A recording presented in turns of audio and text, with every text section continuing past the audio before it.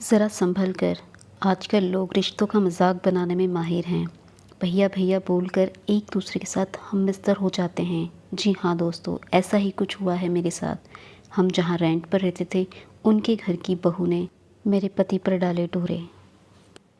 उस लड़की के बारे में कुछ बताती हूँ। उस लड़की का नाम पूजा है। उसने हाल ही में अपने पति को खोया है। उसके पति ने सुसाइड किया था। शायद उसने कुछ ऐसा देख लिया हो। तब तक मुझे ऐसा कुछ नहीं पता था।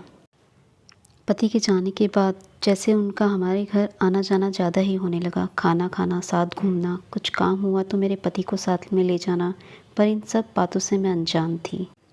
पता नहीं था किसी के दुख दर्द में साथ देने की मुझे इतनी बड़ी सज़ा मिलेगी। उसके पति के मरने के बाद जैसे उसने मेरे पति को ही अपना पति बना लिया हो। माँ बाप को शायद पता था कि उनकी बेटी क्या कर रही है। उसके माँ बाप ने उसकी 2-3 महीने में ही दूसरी शादी करवा दी। दोस्तों, मुझे तब तक भी नहीं पता था कि मेरे पति का उसके साथ में चक्कर है। जो मैंने मैसेज देखे थे उसकी दूसरी शादी के पहले देखे थे।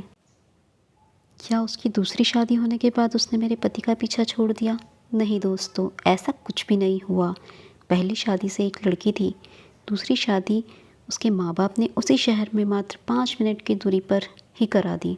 उसकी शादी के बाद मुझे साफ साफ पता चल गया उसके माँ बाप ने दूसरी शादी कराई थी, उसे ही तलाक दे दिया। उसी शहर में उसकी बेटी के साथ रहने लगी और मेरे पति के साथ लिविंग में रहने लगी। मैं डिप्रेशन में चली गई। घंटों रोती रहती, गुस्सा आना, अपनी जान देने की कोशिश करना। किसी को अपना दर्द भी नहीं बता सकती थी। सब कुछ अकेले सहन करती रही। क्योंकि मेरे 2 बच्चे थे, उन्हें लेकर मैं कहाँ दर दर की ठोकरें खाती। बस इसीलिए सब सहन कर रही थी। हमारे बीच झगड़े बढ़ते गए। मेरे पति उसको छोड़ना नहीं चाहते थे। मुझे कहते थे, तुम्हें क्या चाहिए? जो चाहिए दे तो रहा हूँ। 2006 से सहन करते करते इतने साल हो गए। हालांकि कुछ साल बाद उसने ये शहर छोड़ दिया था। जब वो शहर से गई तब मेरे पति ने मुझसे रो रो कर माफ़ी मांगी। बड़ी आसानी से कह दिया गलती हो गई और मुझे माफ़ कर दिया। सोचा अब नहीं होगा। वो सच में सुधर गए हैं। फिर वही कुछ दिन सब अच्छा चला, फिर से वही शुरू हो गया। कभी वो लड़की के साथ भोपाल, कभी शिरडी और न जाने कहाँ कहाँ जाते, काम का बहाना करके। वह कहते हैं ना, सत्य सामने आ ही जाता है। आप लाख झूठ बोल लें, वैसे ही मुझे सत्य का पता चलता गया।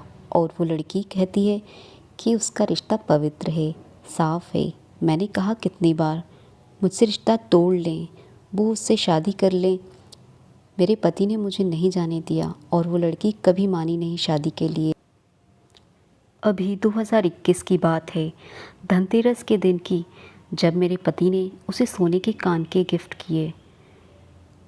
उसके घर फ्रिज दिया, सोने की चेन बनवा दिया। सब कुछ मुझे पता चलता गया। 2022 में भी उसकी लड़की को लैपटॉप लेके दिया। वो उसकी लड़की जो अभी कॉलेज में है, मेरे पति को अपना बाप बोलती है। जब वो होटल बुक करते हैं तो उसमें मेरा नाम बताती है। जहाँ काम करती है वहाँ मेरे पति को अपना पति बताती है। आज भी वही होता आ रहा है। गलती करो, माफ़ी मांग लो। चूँकि मैंने लव मैरिज किया था अपनी मर्ज़ी से, इसीलिए सब अकेले ही हैंडल कर रही हूँ। यूट्यूब से मैं कुछ कमा पाई तो ज़रूर ही मेरी तकदीर बदलेगी। बस इसी आस में अब नहीं सहा जाता। अब बस।